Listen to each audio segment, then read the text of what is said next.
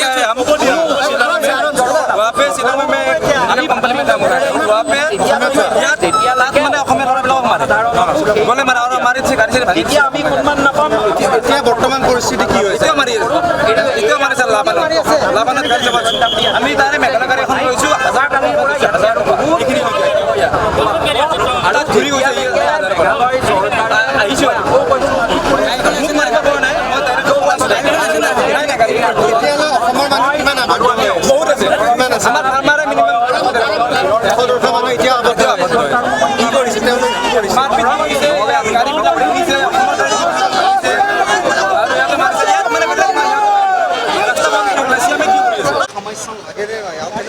স্থায়ী সমস্যাটো লাগে কিয় নালাগিব কাৰণ আমিতো আৰু শ্বিলংটো আমাৰ বেছি দূৰ নহয় শ্বিলং আমাৰ নিচেই ওচৰতে গতিকে স্থায়ী সমস্যাটো লাগে কিয় নালাগিব কেনেকুৱা পৰিস্থিতিৰ সন্মুখীন হৈছে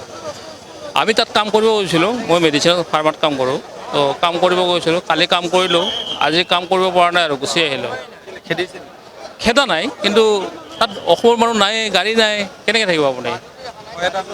হয়তো লাগিবই ডেফিনেটলি লাগিব ন ইয়াতে নিউজত দেখিয়ে থাকোঁ এইবিলাকতো দেখিলে কৰিছে নেকি মাৰপিট আমাক কৰা নাই